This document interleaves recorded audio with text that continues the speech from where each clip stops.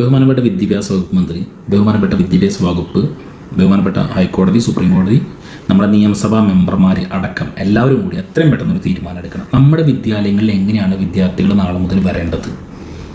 ഇതിനെക്കുറിച്ച് കൃത്യമായിട്ട് തീരുമാനം ഉണ്ടാവണം. എന്താണെന്ന് വെച്ചാൽ നമ്മൾക്ക് ഇത്തരം വിദ്യാലയങ്ങളിലൊക്കെ പഠിച്ചിറങ്ങി വന്നിട്ടുള്ള ആളുകളൊക്കെ തന്നെയാണ്. അക്കാലത്തൊന്നും ഇല്ലാത്ത പല പ്രശ്നങ്ങളും നമ്മൾ ഇന്ന് കാണുന്നുണ്ട്. അതിൻ്റെ പ്രധാന കാരണം മറ്റൊന്നുമല്ല, മതവിദ്വേഷം. ഇത് മാത്രമാണ് ഇവിടെ.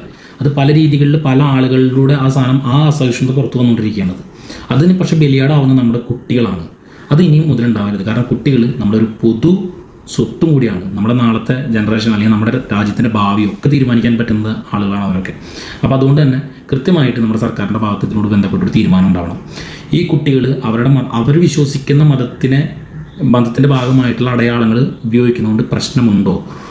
ഉണ്ടെങ്കിൽ അത് എല്ലാ സ്കൂളുകളിലും, അതവിടെ ക്രിസ്ത്യൻ മിഷണറിയൊന്നും അല്ലെങ്കിൽ ഒരു മുസ്ലിം സമുദായത്തിൻ്റെ സ്കൂളുകളൊന്നും വിദ്യാലയങ്ങളൊന്നും അല്ലെങ്കിൽ ഹിന്ദു സമുദായത്തിൻ്റെ സ്കൂളുകളും വിദ്യാലയങ്ങളൊന്നും ഒന്നുമില്ല.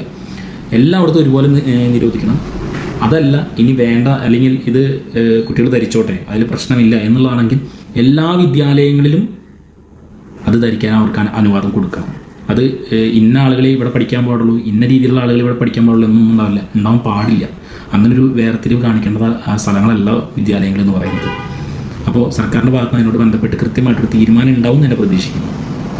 നമ്മുടെ പൊതുസമൂഹം അതിനോടൊപ്പം തന്നെ ചേർന്ന് നിൽക്കേണ്ടതുണ്ട്. കാരണം ഇന്ന് ഇതിപ്പോൾ നമ്മുടെ ഉത്തരവാദിത്തമാണ്. നമ്മുടെ മക്കൾ എത്രമാത്രം മോശപ്പെട്ട സാഹചര്യത്തിലേക്കാണ് പോകുന്നതെന്ന് മനസ്സിലാക്കണം നിങ്ങളെല്ലാവരും. മനസ്സിലുണ്ട്. ആ വിദ്യാർത്ഥി ഒന്നും അറിഞ്ഞിട്ടുള്ള കാര്യമാവില്ല.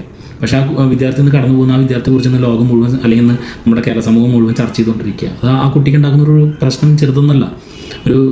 ഏതെങ്കിലും ഒരു സമുദായത്തിൽ പെട്ടു, അല്ലെങ്കിൽ അത് ഏത് സമുദായത്തിൽ പെട്ട കുട്ടി ആയിക്കോട്ടെ, അത് നമ്മുടെ കുട്ടിയാണ് അവർക്ക് അങ്ങനെ ഒരു പ്രശ്നം ഉണ്ടാവരുത്. അത് നമ്മൾ എല്ലാവരും നോക്കേണ്ട ഒരു കാര്യമാണത്.